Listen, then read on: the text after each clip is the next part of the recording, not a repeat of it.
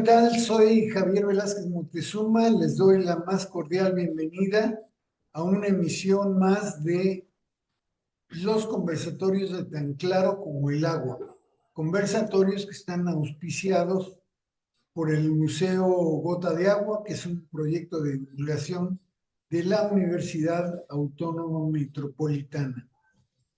Como saben ustedes, los que nos han seguido han tenido la generosidad de estar con nosotros en emisiones pasadas, pues en los conversatorios tratamos temas de diversa índole que tocan varios de los escenarios implicados en la investigación del agua y sus repercusiones en la vida cotidiana de los seres humanos y de los animales. Entonces, para nosotros es un privilegio el día de hoy tener un compañero de la UAM Iztapalapa, un profesor del Departamento de Hidrobiología, que es Alejandro Alba, un viejo conocido. Alejandro, muchas gracias por estar aquí. Saludos a toda la audiencia. Aquí estamos presentes en el Museo Gota del Agua. Siempre, ahora sí, 100% guam. Muy bien, muy bien. No, es un gusto para nosotros. Alejandro ha estado con nosotros en ocasiones anteriores y hemos empezado a platicar un tema que es de enorme relevancia en la actualidad, que son los humedales. Para el día de hoy, Alejandro quiso que platicáramos de los humedales después de la pandemia, y eso nos lo explicará a continuación. Pero mientras, como tú ya sabes, Alejandro, te pedimos que nos des un panorama de tu formación profesional, porque para nuestra audiencia es importante que sepa cómo se fueron forjando los profesionales que hoy sostienen el campo de la investigación en el agua en nuestro país, ¿no? Antes de que nos digas eso, le damos la bienvenida al doctor Juan José Santibáñez, que está con nosotros también, que es el director del Museo Gota de Agua. Juan José, gracias por estar aquí. Oh, es un placer como siempre. Muy bien, muchas gracias. Pues oigamos juntos a lo que nos tiene que platicar Alejandro, ¿no? Adelante, Alejandro. Bueno, pues muchas gracias por la invitación. Aquí estamos con todo el público que esté presente para el entendimiento de lo que vamos a explicar.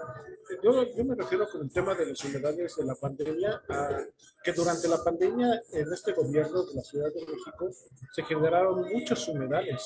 Entonces eso es lo que vamos a platicar un poco más adelante. Y bueno, hay que aclarar cómo fue que ya me incorporé directamente a la ciencia, pero ya más explícita, ¿no? No tanto cómo acercarme a los cuerpos de agua, pero ya empezar por la academia. Pero es una historia interesante porque yo estaba explicando precisamente hace tiempo, formé un grupo que se llamó la Red de Cuerpos de Agua de la Ciudad de México. Y ese grupo yo lo formé con la intención de buscar trabajo, porque cuando uno trabaja en estas líneas, pues muchas veces no hay, tú vas a encontrar un letrero que diga se solicita hidrobiólogo, se solicita biólogo especialista en lagos, eso no existe, no va a encontrar en el periódico eso, ¿no? Ahora, no sé, entonces decidí hacer un grupo que no existía, entonces formamos la Red de Cuerpos de Agua de la Ciudad de México con la intención de que yo les iba a enseñar a los administradores a hacer la rehabilitación de lagos. Y desde ese entonces yo ya tenía el conocimiento de hacer humedales, cómo los íbamos a crear, y en ese momento, pero nadie creía en uno. Entonces hicimos ese grupo y entonces empezamos a dar cursos que curiosamente los que tomaron esos cursos ahora están en puestos políticos. Entonces funcionó el modelo, entonces ya cuando uno los encuentra ahora, pues es más fácil tratar con ellos porque ellos saben que uno les dio esos cursos iniciales. Claro. Y entonces eso fue en uno de esos cursos, me escuchó hablar una profesora que se me acercó y me dijo, tú tienes algo que el Politécnico necesita. Y entonces digo, ¿qué es eso? ¿Qué? Y me dijo, queremos un profesor como tú. Y entonces yo me inauguré como profesor de la Boca 6, dando en la carrera técnico en ecología. Entonces daba clases de manejo de cuerpos de agua en el Politécnico. Pero Alejandro, cuéntanos, ¿qué estudiaste tú? ¿En dónde? Bueno, yo me formé en la UAM Xochimilco, cursé la licenciatura de biología con el sistema modular. Y entonces eso me abrió el panorama de ver las cosas transdisciplinariamente y trabajar en equipo. Y entonces después la maestría la cursé en la UNAM, en la Facultad de Ciencias, en Biología de Sistemas y Recursos Acuáticos, que me tocó la huelga, y entonces fui adaptado por el Instituto de Ciencias del Mar y Limnología, que eso fue una parte fundamental porque un profesor me dio acceso a la biblioteca especializada de lagos, entonces tenía toda la biblioteca para mí. Entonces yo estaba todo el tiempo encerrado, en lo que todo el mundo estaba en la huelga, yo estaba encerrado leyendo libros de lagos, ¿no? De limnología, de humedales, de formas de solucionarlo. Entonces fue muy importante. Y eso, después de un largo, porque siempre cuando uno lee muchas cosas, pues se adelanta a los hechos. O sea, lee uno los artículos científicos nuevos, se adelanta. Entonces muchos de mis tutores no estaban preparados para ver lo más nuevo en aquel entonces. Entonces querían algo clásico, entonces tuve muchos tutores, hasta que por fin fui formado por el doctor Sarma y la doctora Nandini, y ellos sí me formaron en esa línea. Todos me ayudaron en un poquito, ¿no? Y ya saqué la maestría y después me regresé a la UAM, estudié el doctorado en Ciencias Biológicas en la UAM Xochimilco y ahí me fue como me formé. Y hay Muy bien, intermedios, varios diplomados sobre manejo de lagos y biomanipulación. muy bien, Alejandro. Nos dejas claro que has cursado por una historia exitosa de desarrollo profesional. Ahora, si quieres, si tienes a bien, vamos a entrarle al tema, ¿no? Sí, claro. Vuélveme a explicar qué tiene que ver la pandemia con los humedales, porque a lo mejor eso no les queda claro a muchas personas que nos están oyendo. Sí, el término de la pandemia solamente lo manejé como escenario porque ahora todo el mundo tiene en la cabeza un periodo de tiempo que ocurrió, que en este caso es la pandemia. Entonces, pero el periodo de la pandemia es cuando todo el mundo se encerró. Pero a diferencia en el caso de los humedales, nosotros tuvimos un parteaguas de eso. Nosotros ya habíamos generado un humedal que se llamaba el ecoducto, que ese fue el que desarrollamos, fue uno de los primeros que hicimos en trabajo en equipo, en medio del viaducto, en lo que es exactamente División del Norte, lo que es en este caso División del Norte, Insurgentes y Viaducto.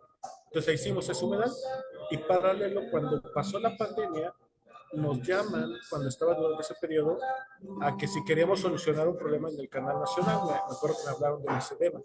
Entonces fui a ver el canal nacional, ya habíamos trabajado con Oscar Monroy y con Jaime, fuimos a visitar el canal nacional anteriormente, habíamos hecho una propuesta, pero no nos hicieron mucho caso.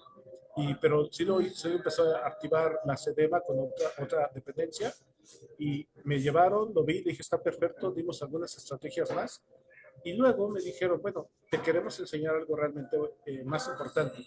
Y me llevaron al humedal que estaba en conflicto en aquel entonces, que habían bloqueado los ambientalistas, el del Cuemanco. En medio del periférico había un camellón y lo que hizo la Secretaría de Obras fue llenarlo de tezontle, todo ese humedal que estaba en el camellón, así como lo que tenemos cerca de la Guam, Iztapalapa, muchos camellones. Pues había un humedal ahí, entonces ese humedal lo que hicieron fue cortar todas las plantas y saturarlo de tezontle. Pero durante ese periodo estábamos en periodo de pandemia, ya empezaba. Y entonces durante ese periodo me dicen que si podíamos hacer algo al respecto. Entonces ellos querían hacer un parque normal, como camellón, como el que todos tenemos. Y, y entonces yo tengo una anécdota, porque así como se creó y se fundó la Ciudad de México, cuando dicen que vino un águila y que se comió una serpiente y dijeron aquí va a ser ese espacio, me pasó algo similar con este humedal, porque ahí había un cactus sobre encima de uno de los ductos que hay ahí, y yo le pregunté al cactus, dije, ¿qué va a pasar aquí?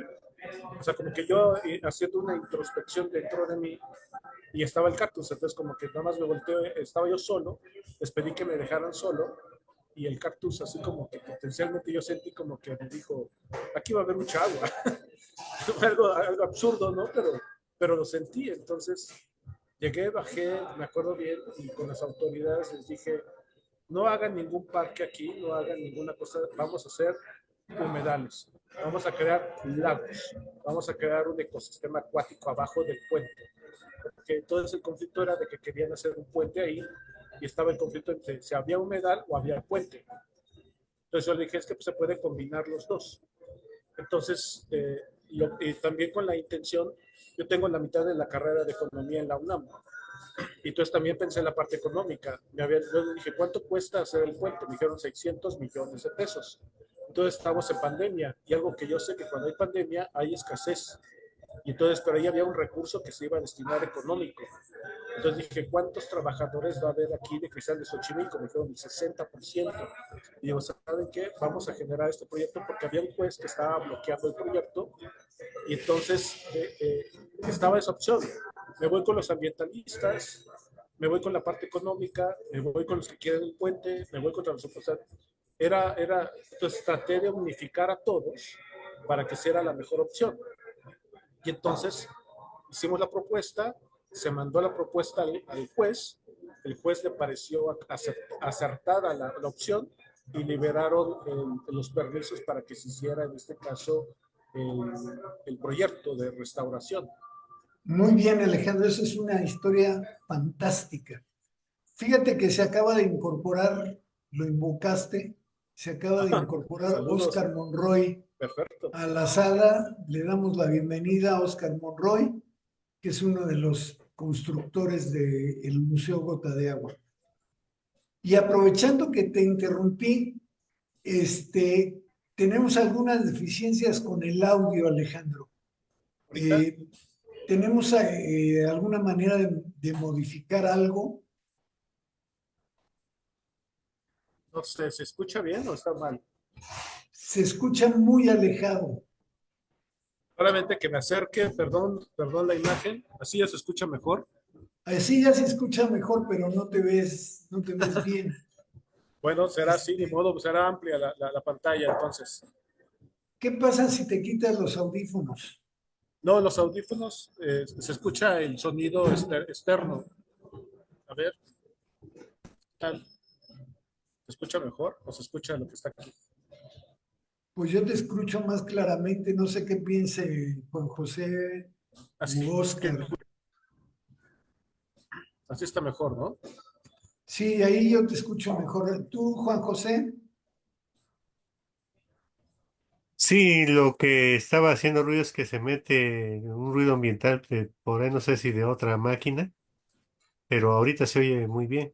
Ya, entonces vamos a dejarlo así, entonces mejor. Sí, vamos a continuar así. Oye, Alejandro, te pasaste muy rápido por la historia del viaducto Miguel Alemán. Sí. Cuéntanos más en detalle, ¿cuál era la idea? ¿Cuál sigue siendo la idea? ¿Cómo le entraste a esa construcción? ¿Cómo fue el equipo que te ayudó a hacer eso? Cuéntanos esa experiencia. Bueno, saludos primero al doctor Oscar Monroy, saludos aquí que ya está aquí. Y bueno, la experiencia de Godurta, ya la saben varios, fue una necesidad que estaba solicitando, fue durante el sexenio de Miguel Ángel Mancera, y entonces querían hacer un proyecto especial para su último periodo. Entonces solicitaron una intervención también. Casi siempre los proyectos ambientales, cuando son generados por la iniciativa social, tienen gran alcance. O sea, entonces, en este caso, solicitó una organización ambiental que pusieran ahí un sistema que representara lo que era el rescate del río. Y entonces solicitaron un humedal.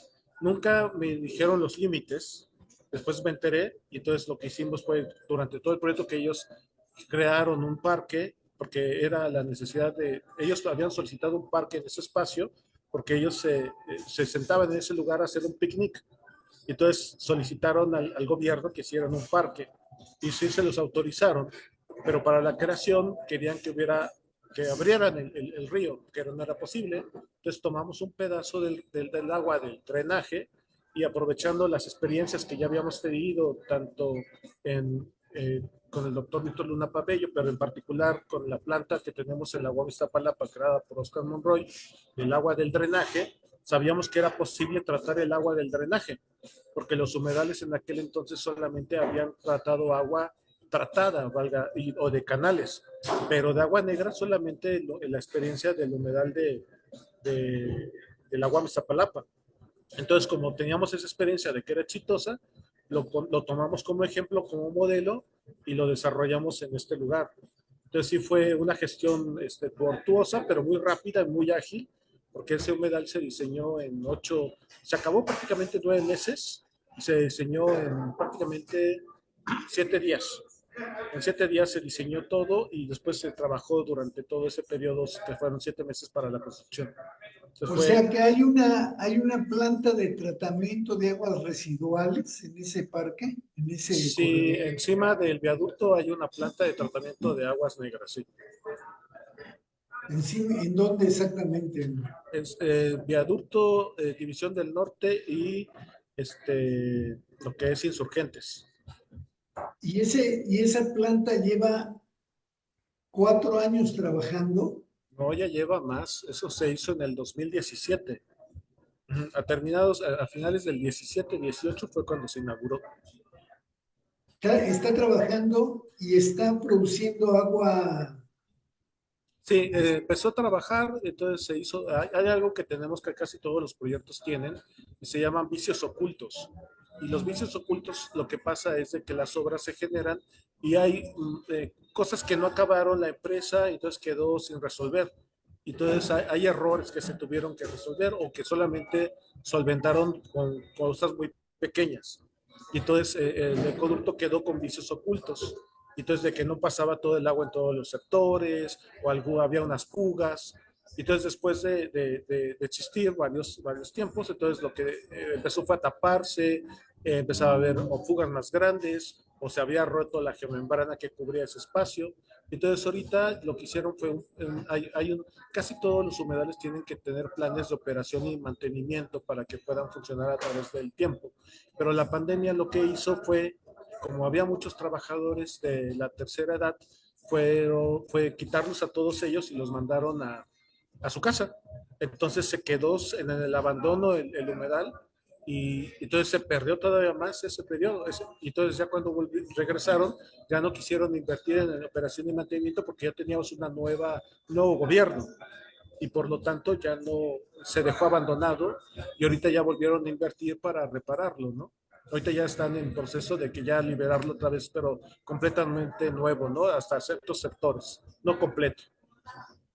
¿Y te han llamado a ti para esta rehabilitación del proyecto? Sí, originalmente me hablaron para ver si les atendía algunos asuntos. Yo lo que hice, vea, aquí está el plan de manual de operaciones y mantenimiento, ahí lo tienen. Ustedes pueden desarrollarlo. Si quieren que les demos asesoría alguna particular, pues ahora ya con la figura de la universidad, pues ya podemos en este caso hacer un convenio muy específico para dar asesorías de operación y mantenimiento, ¿no? Sobre todo de asesorías de dirección. Ellos ejecutan porque nosotros realmente pues, estamos limitados a dar recomendaciones, pero ya curiosamente con el manual lo ejecutaron bastante bien, entonces siguieron ya ellos por su cuenta, que también son esos experimentos, porque uno tiene que saber aprender a delegar o a dejar que las cosas pasen y que puedan. Veremos qué pasa, es un experimento. Vamos a ver si logró el gobierno, otro gobierno, con el plan de operación, hacerse cargo de ese espacio. Porque uno como que es su bebé, entonces no lo soltaba. Y ya después decidí, no, lo voy a soltar, ya no me interesa por el momento, y, y vamos a ver qué pasa después. Si lo hicieron bien, si lo hicieron mal, ya al final vamos a revisar, ¿no? Si está bien o está mal. Pero de vez en cuando me llaman para dar algunas cosas muy puntuales, ¿no? Entonces fue el gobierno de Claudia Sheinbaum la que... Sí, la Secretaría de Obras es la que está ahorita reparándolo. ¿Y cómo lo ves? ¿Está jalando? No lo sé, no he ido, lo dejé un poco. Solamente he ido a ver si están haciendo cosas, pero no me he ido a verificar cómo está pasando eso, ¿no? Porque eso va construyendo el prestigio y los espacios de los humedales, ¿no? Es que también uno tiene que apostar a que las personas se tienen que ser responsables de las obras que uno puede dejar, porque si no, no tendría uno tiempo de atender todo lo que ha ocurrido. Ahorita ya, el humedal, pues es bien siendo como el tataranieto de todos los que ahorita ya hay, ¿no? Digo, no, ¿cómo sería? El tatarabuelo, perdón. O sea, ya hay ahorita muchos humedales que se han estado generando basados de esto, y entonces ya hay muchas áreas donde se pueden, yo los veo como laboratorios para nuestros estudiantes. Hay una gran oportunidad para que estudien de todos los sectores en estos espacios que ya están abiertos. Y falta que haya estudiantes ahí investigándolos, monitoreándolos, checándolos. Entonces, para mí es crear laboratorios para nuestros estudiantes de todas las unidades, ¿no? Oye, te tengo que preguntar algo que a lo mejor es una tontería, pero te la tengo que preguntar. ¿En todo humedal hay tratamiento de agua residual? No solamente hay tratamiento de agua residual donde se presente, o sea, hay agua residual que esté, en este caso, pasando, atravesando un sistema, sí va a haber tratamiento de agua residual, a muy alto grado o a muy bajo grado. Pero si están condicionados, o sea, los lagos naturales por lo general así funcionan. Por ejemplo, las lagunas del Lerma así funcionan. Todo lo que son descargas de aguas de la industria que se encuentra en el Valle de Toluca, descargan sobre los humedales del Lerma, sin misericordia, y los humedales siguen resistiendo. Ya están sufriendo mucho, pero están. Una cosa muy rara que yo me encontré, yo pensaba que, porque luego dicen Tabasco, ¿no? Ven, vamos a Tabasco, que Tabasco es un Edén. Pues no es cierto, ya no es un Edén, es un potrero. O sea, todas las plantas acuáticas desaparecieron, entonces ya no es un humedal. Entonces todas las descargas de las personas, los que viven en el río, descargan directamente sobre el río. Me acuerdo que fui a una de las casas de estas personas y me invitaron a, bueno, pedí el baño, y el baño, el hoyo del excusado iba directamente al río. Y entonces, pero ahí estaba el humedal, pero ahí sí las descargas iban al río, pero ya no hay plantas acuáticas, ya no, es muy diferente. Y a pesar de ser humedal, entonces hay muchos humedales que sí están especializados para que puedan tratar el agua, y otros naturales que sí están tratando. Sí, sí, todos los humedales tratan el agua siempre y cuando tenga una descarga y que atraviese este sistema. Qué barbaridad. Estamos platicando con el doctor Alejandro Alba Martínez, que es profesor investigador de la UAM Iztapalapa en el Departamento de Hidrobiología de la División de Ciencias Biológicas y de la Salud. Les recordamos que a la mitad de la emisión vamos a empezar a responder preguntas del auditorio, entonces es el momento de empezar a hacer preguntas. Y les pediríamos que fueran preguntas más bien puntuales para que no, para que Alejandro tenga oportunidad de contestar puntualmente varios de estas inquietudes, ¿no? Bueno, entonces después de la experiencia del viaducto, te pasaste a Xochimilco. Sí, fue el humedal del Bajo Puente. Y ahí lo que hicimos fue la experiencia de los Xochimilcas. A partir de las experiencias que nosotros hicimos de la creación de chinampas, que eso lo aprendimos en el Parque Ecológico de Xochimilco, con el doctor Erwin Stefanotto, eso lo implementamos en el Bajo Puente de Cuemanco. Y entonces durante ese periodo que se tomó su tiempo, un año, también nos invitaron a trabajar en los humedales de lo que es en este caso el Parque Cuitláhuac, paralelo. Entonces, todo el lodo que sacábamos del humedal de Cuemanco, porque lo que nosotros decidimos fue rejuvenecer el sistema, y entonces los lagos tienen una sucesión normal. Entonces recordemos que ese espacio, Xochimilco era un lago. Entonces lo que hicimos fue sacar todo el lodo que se encontraba en ese espacio. Entonces todo ese lodo se mandó al Parque Cuitláhuac. Y entonces se generó nuevo humedal, por eso le llamo los humedales de la pandemia. Entonces, aparte de crear el humedal de Cuemanco, todo ese lodo sirvió para crear los humedales del Parque Cuitlava, que el arquitecto fue Laurent Kerviel, que lo generó ese espacio, pero la estrategia fue usar la estrategia chinampera de llevar el lodo, exportarlo a otro lugar y generar humedales. De ahí también se generó el humedal del Cerro de la Estrella. También se llevó este material, se llevó al humedal de Chapultepec, del lago Menor Chapultepec. Se llevó también para los humedales del Ajolotario, Y ahorita actualmente todavía estamos utilizando todo el material vegetal, se está llevando al nuevo humedal que es el Parque Cuitláhuac. Entonces, Oye, ¿tiene algún efecto que hagas tal extracción de los lodos y que los muevas a otro lado? sí, cuando hacemos la extracción de lodos, lo que hacemos es liberar el acuífero. Entonces, tenemos un acuífero, lo que llamamos el acuitarro, porque tenemos el agua. El caso de Xochimilco, en el bajo puente de Cuamanco, hay un río que está entubado. Y ese río que está entubado lo que está haciendo es un efecto de presa. Lo está empresando Xochimilco, entonces tenemos mucha agua ahí. Por eso se generó ese humedal. ¿Sí me escucha bien? Ajá.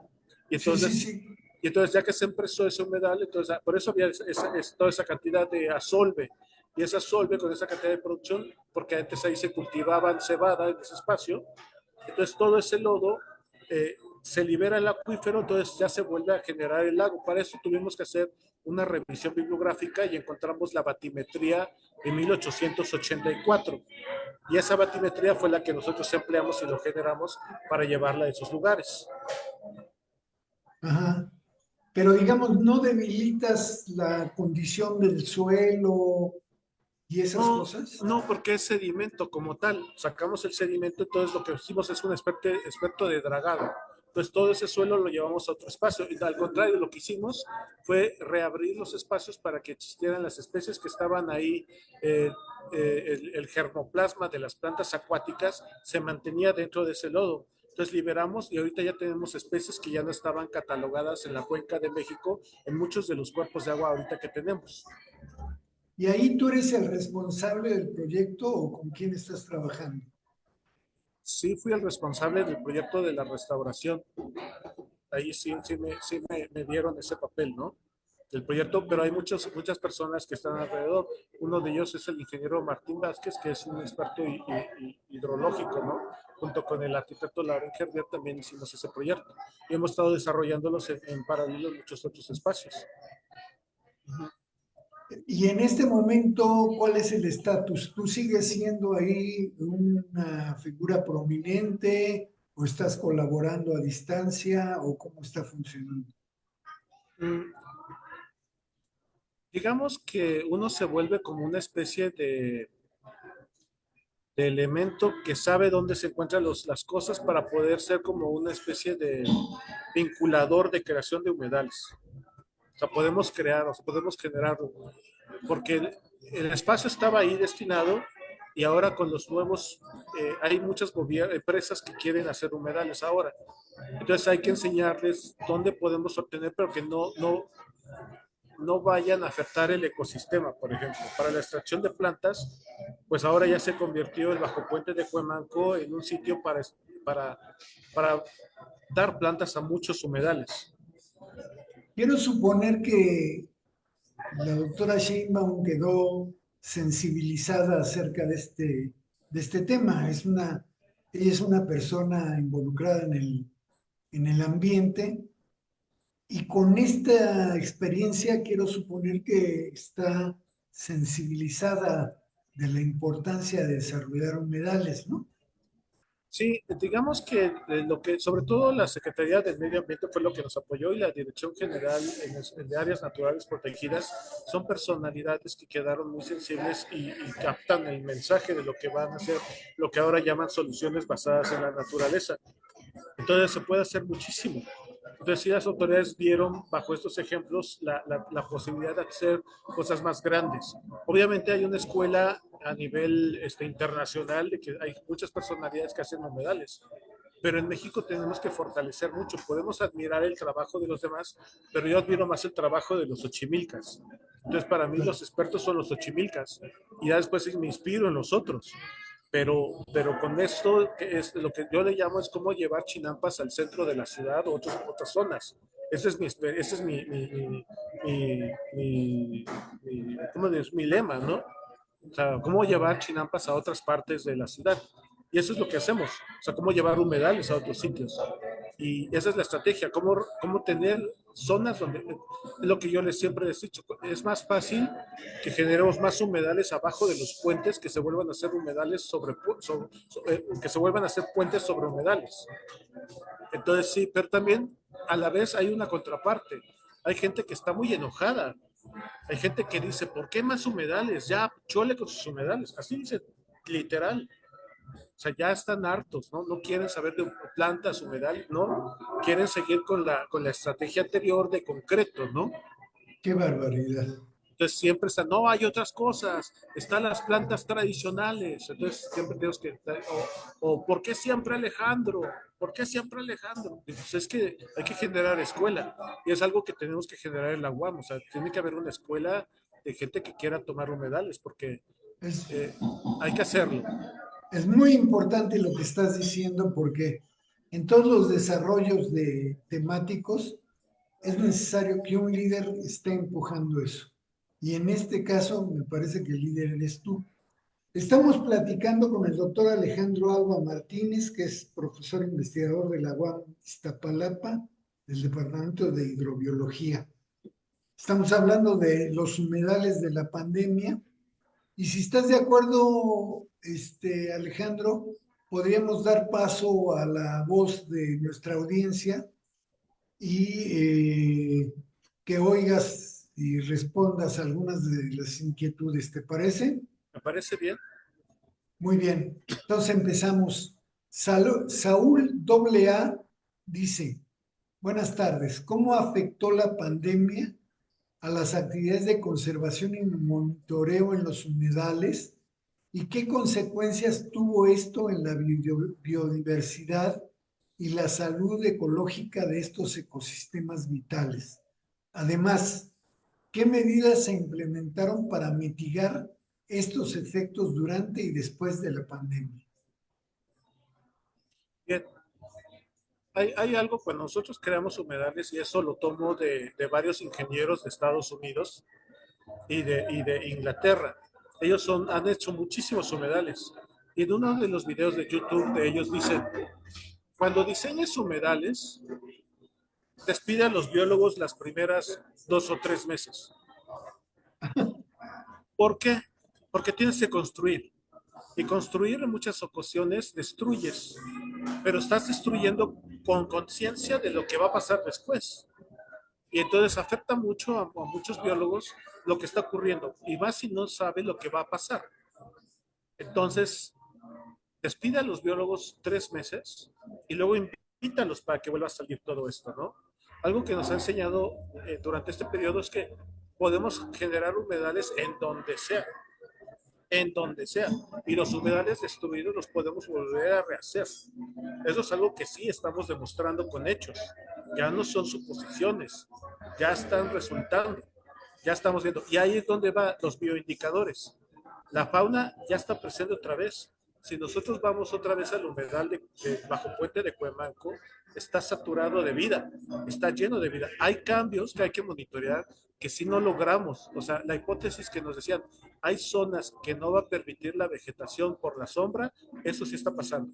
Hay zonas delimitadas completamente que no está permitiendo la vida cuando tenemos un sustrato que no le beneficia.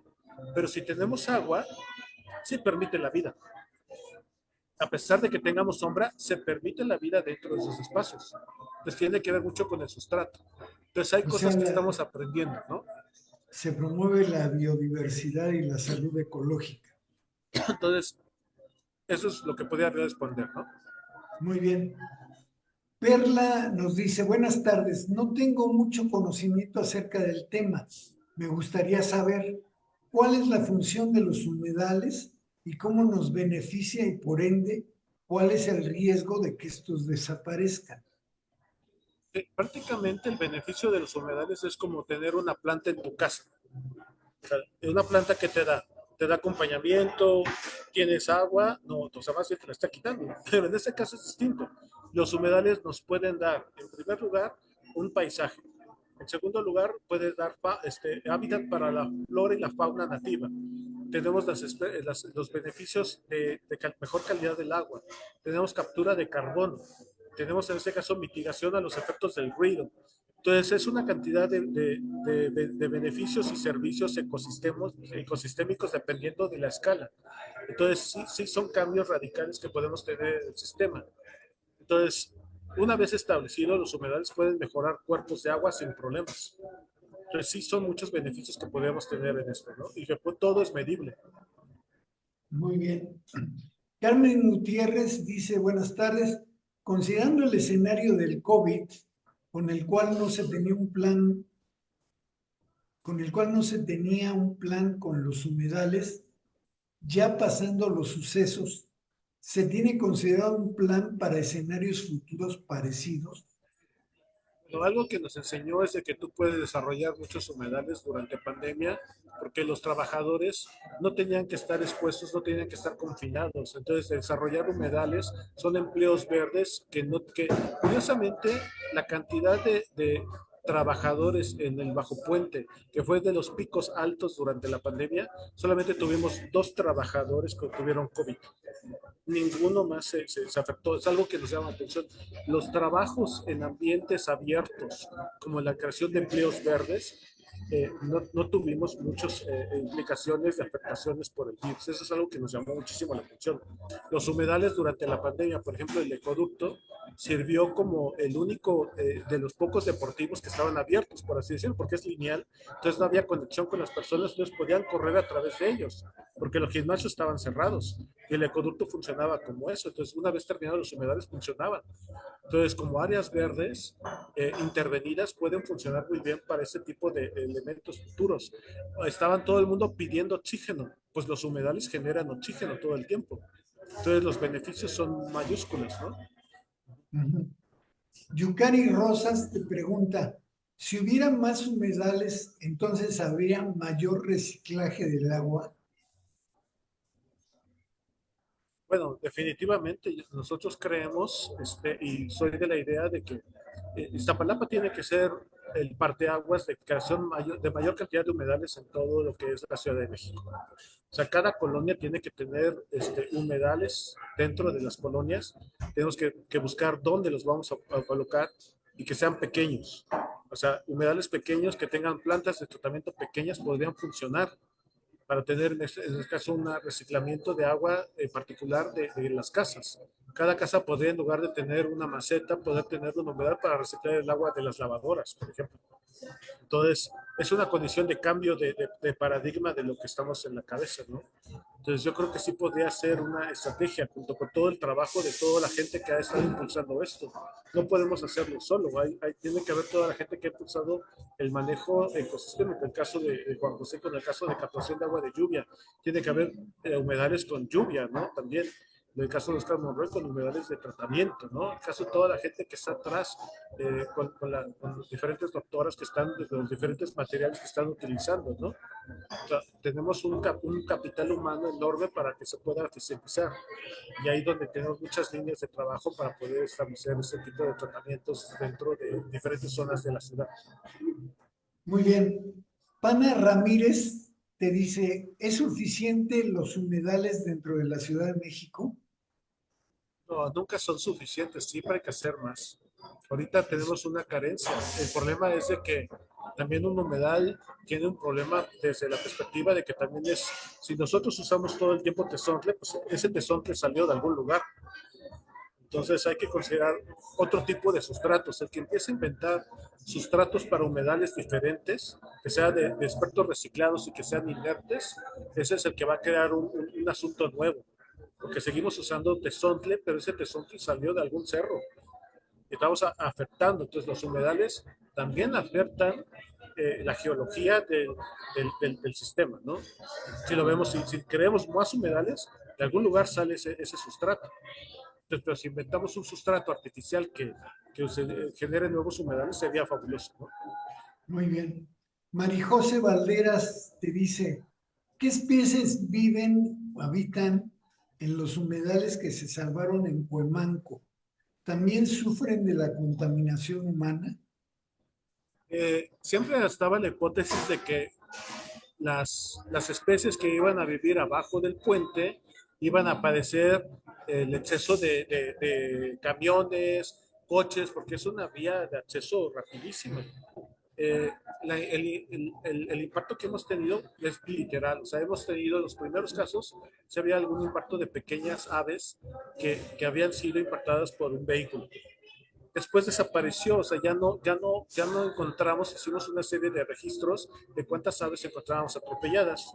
Al inicio no habíamos encontrado dos, o tres, en este caso, mensualmente, y actualmente ya no encontramos ninguna. Hemos estado recorriendo el sitio y es durante el periodo, pero ya que se establecieron y que saben sus nichos, ya no pasa eso. Entonces, ¿cuántas especies hay? Recomiendo que se metan a Naturalista y pongan bajo puente de Cuemanco, y ahí van a ver los registros de todas las aves que se han reportado.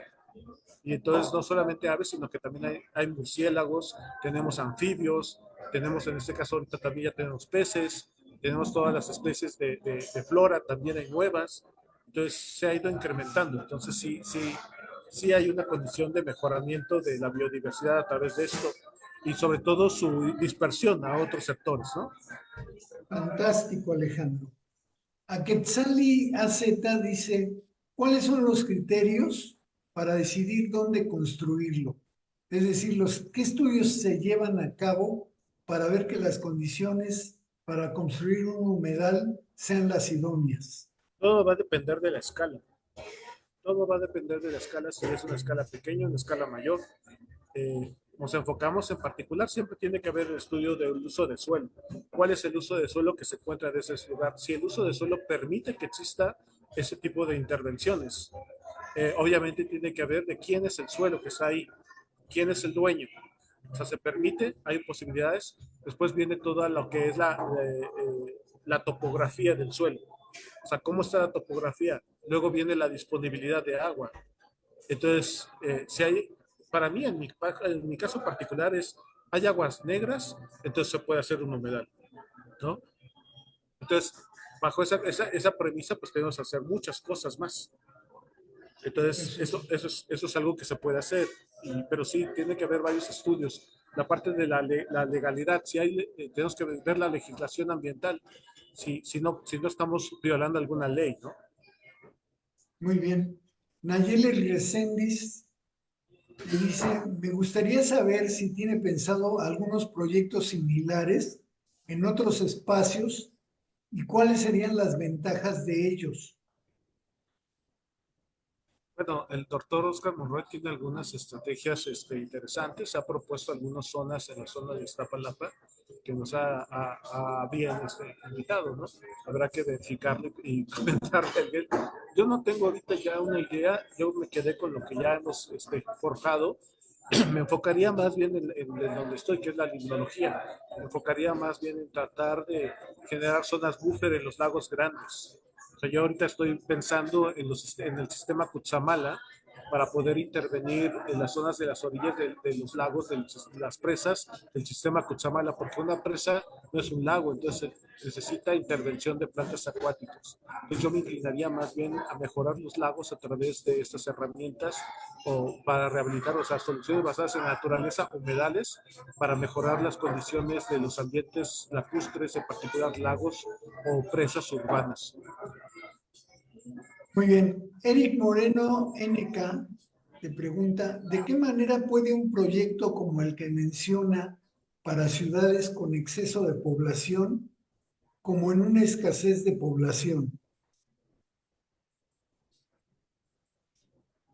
Bueno, hay que considerar que los humedales tienen una capacidad de carga. Entonces, dependiendo de la cantidad de sectores, sectorizando, o sea, pero siempre tenemos que dividir, o sea, el hecho de pensar en mucha población nos limita mucho, porque siempre creemos que tener un exceso de población tenemos que tener grandes soluciones, y no es cierto, más bien tenemos que dividir, hay que crear unidades donde estén zonas separadas y cada sector tenga el problema sectorizado. No podemos pensar en grandes plantas como lo que fue Totonilco, ¿no? Que es una gran planta, pero luego a veces no tiene la capacidad incluso de resolver todo el problema, o tenemos un problema de que toda el agua ya está consignada a que pueda ir a un cierto sector, no puedes hacerte uso del agua, o sea, resulta que el agua negra tiene dueño incluso, ¿no? Entonces es un problema que tenemos que resolver también con la ley, o sea, hay asuntos que no puede ser posible, ¿no? Y el caso de poca población, pues no tiene mucho problema, ¿no? El chiste es que puedan permitir también que haya eh, regresar a las fosas sépticas, no está de más. Siempre eso de deshacerse de sus problemas y mandárselos a otro, yo creo que es uno de los principales problemas que se generó. Si nosotros estuviéramos teniendo fosas sépticas, pero bien planteadas, bien diseñadas, bajaría la carga que tenemos sobre el problema. Entonces, a pequeña población, soluciones pequeñas para resolver en grande, ¿no? Pero si tengo soluciones grandes, tengo que sectorizarlas para que pueda dividirse el asunto y no ser tan complicado, ¿no? Muy bien. Lisa Hernández te pregunta, después de la pandemia, ¿qué amenazas enfrentan los humedales? ¿Qué consecuencias habría si se destruyen los humedales? Bueno, la consecuencia tal cual, tenemos peor calidad del ambiente, ¿no? Ese es uno de los principales problemas que tenemos. Piensen que toda la cuenca que teníamos, o sea, todo el lago que teníamos. Entonces, ese gran lago desapareció. Piensa que toda la ciudad de México era un lago. Perdimos un humedal enorme. ¿Cuál fue la consecuencia? Pues estamos viviendo en una peor calidad, ¿no? ¿Cómo sería nuestra calidad de vida si no se hubiera destruido el humedal que tenemos aquí en la Ciudad de México? Entonces, Claro. ahorita a mí es algo que me llama la atención. Y siendo político, eh, me hablaron una vez y me dijeron, de todas las acciones que ha hecho el presidente, ¿cuál es la más importante? Y yo sin pensar, o sea, automático dije, la recuperación del lago de Texcoco. En automático. Yo creo que el encuestador jamás lo había pensado. Pensó que le iba a tirar al gobierno, ¿no? Lo que dije fue el rescate de la zona de Texcoco. Yo creo que fue uno de los puntos más atinados, ¿no? Todo el mundo dirá, es que usaste el aeropuerto. Bueno, ¿cuántas veces vas a usar el aeropuerto? Pero ¿cuántas veces vas a usar el aire que se va a generar de ese humedal, ¿no? Y eso no lo consideran. Toda esa agua que se va a encontrar ahí, sean cianobacterias o algo, todo eso va a generar oxígeno. Entonces, esas Claro. son de las ventajas que tenemos. Muy bien. Sergio Alejandro Hernández Silva te pregunta, ¿qué problemáticas se pueden generar con la población al llevar este tipo de proyectos? Pues hay como todo, ¿no? Hay estrategias. Es como en una ocasión en el ecoducto, cuando te estaba lleno de flores en su mejor momento, una persona llegó y me dijo, literal, ¿quién fue el idiota que diseñó esto? Ella estaba enfrente de ella. Y le digo, bueno, no lo conozco, ¿no? Pero ¿qué se le ofrece? Dice, es que hay muchas abejas y me van a picar, ¿no? Entonces, la población es un poco compleja. ¿Qué es lo que quiere una persona? ¿Qué es lo que quiere cada persona? Entonces no podemos tener un común. O sea, si el común fuera, pues más bien no tendríamos calles, ¿no? O sea, si queríamos el beneficio ambiental, tendríamos que usar menos el coche. Pero no, el común es de que todo el mundo va a tener quiere un mejoramiento a reserva de su confort, ¿no? Pero no sé, no arriesga su confort. Entonces nadie puede quitarse un lugar de estacionamiento para poner un humedal, por ejemplo. Entonces, una gran población, pues, quiere más espacios para sus diversiones y no hay espacios para la vegetación, para la vida. O sea, no hay Claro. lugar para esparcimiento. O sea, nos ha pasado mucho en el ecoducto que teníamos 120 especies ahí, pero los tweets son nuestros principales, los atacantes, porque hay una persona que manda un tweet, o en este caso ¿cómo se llama ahora? Un X, no sé, Ajá. y manda, hay mucha plaga, hay mucha maleza. Entonces el gobierno lanza sus brigadas de poda y quitan las 120 especies. Entonces en el ecoducto nomás quedan ahora 15 especies, porque alguien puso en internet que había mucha maleza. Qué Entonces barbaridad. la maleza y las personas no se entienden. Y la definición de maleza sería como que toda especie de planta que no pague por ella, ¿no? Entonces, si no la veo en Walmart, si no la veo en Home Depot, no es planta, ¿no? Es maleza. Mm. Entonces, pasa lo mismo con los humedales. Hay que verlos. No son muy floridos, pero son muy importantes. Muy bien. Dani Díaz dice, ¿cuál es la importancia ecológica de los humedales y qué tipos de humedales existen? Bueno, hay diferentes tipos. Todo tiene que ver con la diferente calidad de sistemas que tenemos y también con la calidad físico-química de ellos, ¿no? Podemos dividirlos en los que están en zonas halófilos, en este caso los que toleran cantidades altas de sal, como lo que tenemos en Texcoco, y el mal llamado agua dulce también tenemos, ¿no? Como Xochimilco. Entonces, hay de diferentes niveles. Entonces tenemos bajo las normas oficiales y bajo lo que es el sistema Ramsar tenemos humedales de marismas, los corales son humedales, los manglares son humedales, lo que son específicamente todo lo que tenemos los bosques ay, se me olvida este nombre por ejemplo, los de Florida tenemos humedales de esa zona. Hay diferentes tipos de humedales superficiales que están sumergidos, tenemos plantas acuáticas. Hay una gran variedad de humedales que se encuentran caracterizados y tipificados bajo el diferente tipo de ecosistema que se encuentra, ¿no? Muy Entonces, bien. sí hay una variedad. Margarita Alarcón te pregunta, ¿cuánto cuesta conservar los humedales ya existentes? E independientemente de los estudios de suelo y el dinero, ¿qué se requiere para crear más humedales y cómo la comunidad podemos ayudar? Bien, ¿cómo puede ayudar la comunidad? Obviamente incorporándose a algunos de los sistemas en particular en rescate de ellos, en levantar basura, apoyar a podas. Es importantísimo porque los humedales se podan antes de lluvias y después de lluvias, porque hay muchísima cantidad. Eh, el gobierno tiene que tener siempre voluntad política. Ahorita está una incertidumbre porque no sabemos, se supone que va a haber muchos humedales. Clara Brugada, por ejemplo, dentro de sus discursos, siempre manejaba la palabra humedales, humedales, humedales. El Estado de México también, o sea, con la maestra Delfina hablaban de humedales. En Morelos, no me acuerdo cómo se llama la nueva gobernadora, pero también mencionaba la palabra humedales, no se diga Claudia, ¿no? Entonces, este gobierno femenino, yo creo que tiene más voluntad en condición de proteger, como debe de ser, ¿no? Entonces, la administración de estos ecosistemas, yo creo que va a ser muy importante. Entonces, sí, esa voluntad política yo creo que se va a generar. Entonces, son de las acciones que... ¿Y la primera parte de la pregunta cuál era? La primera parte de la pregunta era... Ay, ya se me perdió. Bueno, pero las dos, contesté dos. Sí. Vamos a pasar a Yacet Camacho. Dice, la aparición de puentes y avenidas como periférico afectan de manera significativa en esos cuerpos hídricos o pueden coexistir sin causar alguna afectación grave. Hicimos una revisión muy puntual sobre la problemática de los caminos. Los caminos y los puentes, su principal contaminante es lo que tienen en este caso sobre la carpeta asfáltica, ¿no? Tenemos grasas, aceites, metales pesados, lodos, pero también tenemos semillas, ¿no? También los puentes sirven como receptáculos de semillas que se van almacenando en esos espacios. Fue una de las sorpresas que nos llamó la atención.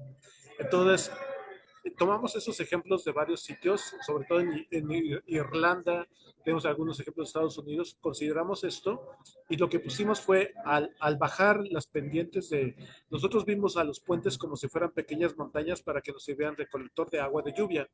Entonces, pero sabíamos que esa agua de lluvia iba a venir contaminada de estos elementos y entonces lo que hicimos fue sectorizar. Entonces pusimos sistemas para capturar toda esta agua y empresarlos, separarlo y luego que atravesaran un humedal de tratamiento.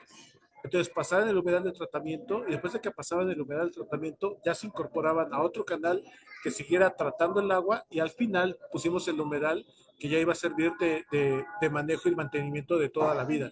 Tenemos aproximadamente 700 metros lineales de tratamiento antes de que llegue a la zona de agua con ecosistema y esa es una zona buffer para después tener una zona núcleo donde tenemos una gran cantidad de especies ahora, ¿no? Muy bien. Leslie Hernández te pregunta, ¿cómo afectaron las restricciones de movilidad y la reducción de la actividad humana a los ecosistemas de los humedales? la movilidad para nivel biodiversidad funciona de maravilla. Es algo que nos llamó mucho la atención porque permitimos que se hicieran esos pasos de fauna y curiosamente uno de las fotos fue la semanario de la UAM y me acuerdo bien que ese momento nos tocó que el fotógrafo viera a a un tlacuache atravesando el humedal.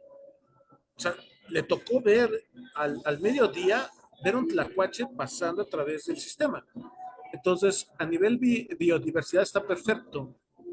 El problema es cuando queremos que el ser humano tiene que estar adentro del sistema. Entonces, siempre le ponen caminos. O sea, los arquitectos siempre quieren que se vea bonito, ¿no? Entonces quieren ponerle caminos dentro de los humedales, caminos que estén ahí, zonas donde esté la gente caminando, pero cuando la vida tiene que seguir su curso, ¿por qué tiene que estar el humano dentro, no? Y también Claro, estos accesos permiten que haya perros que estén comiéndose a los patos, ¿no? Porque hay perros pedales. Entonces, sí, los caminos, o sea, esa movilidad también permite accesos porque uno se imagina, ah, qué padre soy yo en mi bicicleta recorriendo eso, qué bonito, like. Pero no, o sea, tenemos que tener también zonas sin acceso a las personas para que tengamos menos basura y que la vida siga fluyendo y que los ecosistemas sigan haciendo sus servicios, ¿no? muy bien. Muy bien, Alejandro Alba. Pues hemos llegado al final de este conversatorio. Ha suscitado mucha inquietud, mucho interés. Nosotros le agradecemos, como siempre, a nuestra audiencia su interés y su generosidad. Esperamos su comprensión si es que no todas las preguntas se pudieron contestar. Le damos las gracias a Diego Imanol, a Nayeli Recendis, Alejandra Díaz, Katia Galindo, Brenda Martínez, Carla Monroy, Jessy Cheverría, Areli Galván, Kevin Peña, Adonai Mele, Cali BF, Fanny Zúñiga Ramírez, Gael Acuayo, Edgar Hernández, Lisi Miyamitsu. Y bueno, muchas preguntas se quedaron en el tintero. Eso quiere decir que este es un tema de gran interés al que seguramente te vamos a seguir invitando a comparecer, Alejandro, si tienes la bondad de quedarte con nosotros. Pero ya llegando a la recta final, le pediría al doctor Juan José Santibáñez si nos regala un mensaje de cierre de este conversatorio. Bueno, muchas gracias Alejandro por tu participación. Eh, y te recuerdo que en el auditorio tienes a más de 50 estudiantes de la UAM, a los estudiantes conectados, que deben ser más de 80. Les recuerdo que Alejandro Alba es profesor de la UAM y cuando se lo encuentran en los pasillos, ahí lo pueden eh, bloquear para que le respondan las preguntas que no ha respondido en esta sesión. Y da un gusto que el tema mismo pueda ser generalizado dentro de la propia universidad y lo podamos aplicar pues, a las colonias de nuestra comunidad universitaria. Felicidades, Alejandro. Muy bien, muchas gracias, Juan José. No sé si Oscar Monroy nos quiera dar un mensaje de salida de este conversatorio. Oscar,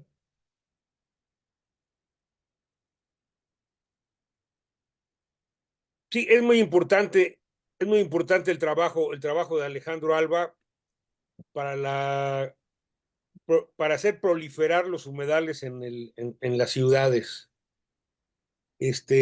Debemos estar todos muy conscientes que donde quiera que haya agua, y mientras más limpia mejor, pero donde quiera que haya agua, la naturaleza va a buscar y va a crear va a crear los humedales, las plantas se van a empezar a reproducir, y eso es positivo. Mientras más limpia tengamos esa agua donde pueden crecer los humedales, pues mejor este, va a ser para la ciudad. La ciudad puede regresar a ser una ciudad lacustre y, y tener un agua que va a estar siempre limpia gracias a que esté